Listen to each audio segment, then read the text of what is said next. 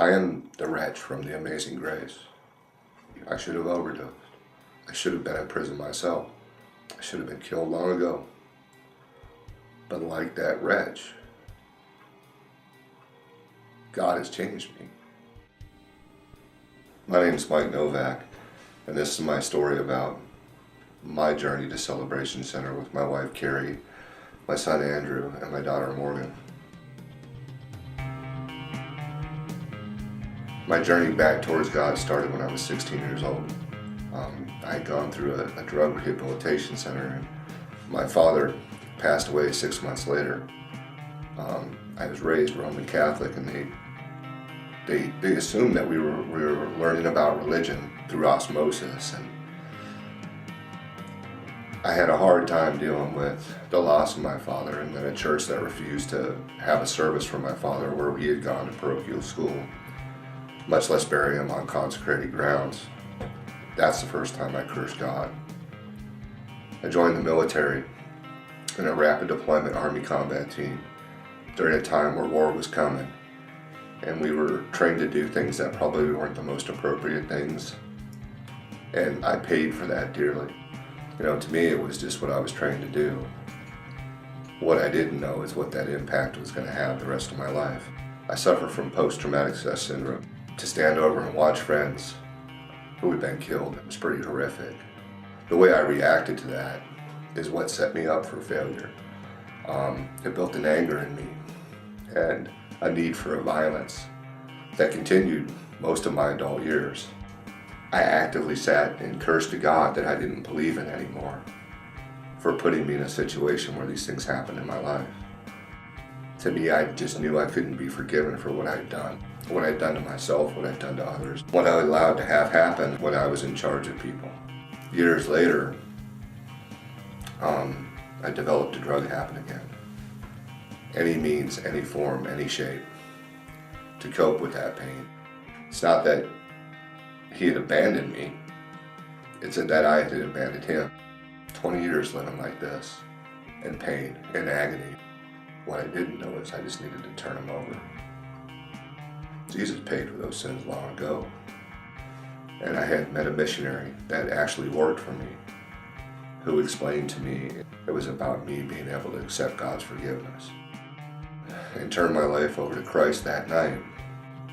I moved inmates for a living, and this young offender was going back to face time in California, and I was on a commercial flight with him moving him back, and he explained to me why he was going home from Utah back to California to face charges. And God compelled me to share my testimony with him. It's the first time I'd ever spoke to anybody about what I'd done. I realized at that point in time, after I shared my story with this young man, that I had an impact I needed to make. The important part to my story is this. Robin and Matt Duffy explained something to me, that my religion and my faith is like a pebble being thrown in a lake. It's not necessarily, if I was the pebble and I was going into the lake, it's not me hitting the bottom of the lake. Those ripples expand and are there long after that pebble hits the bottom. Those ripples are the effect of my testimony, my experiences, the people around me, and what they feel as a result of my sharing what happened to me in my life and what brought me back to Christ. I had spoken to Robin about, we were preparing to leave Texas, we weren't sure where we were going, and she put the invitation for us to come out here. Carrie and I both knew immediately that this is where we needed to be. We didn't know how, but ultimately it came down to, for a long time and a lot of years, I manipulated what I did in my life. What I needed to do was to listen to God. I got out here and I got a job, not much of a job, but it was paying some money and getting us on our feet. But see, then I started putting my hands in things again and wondering why. I'm a corporate executive. Why am I working at the bottom of a branch for a company? And I brought us here and, we have nothing. And then look at what I've done. What I wasn't doing was talking to God. We went to service that Sunday, and Chris had called for folks who had just been in bondage and had been hurting and just couldn't free themselves of it to come forward. And I remember vividly, my wife was like, "Are you going to go forward?" And I said, "I can't do that. It's too embarrassing to me." The next thing I knew, I was standing in front of the altar. And Mike and Tanya came up and they put their hands on me and they started praying for me. And Robin and Matt, my wife. I don't recollect any more of the moment than just uttering the words, "God, just please make it stop." I know that this is not where I'm at. This is not how this is supposed to be for me. Immediately the voices stopped. Immediately the pain stopped. I am the wretch from the Amazing Grace.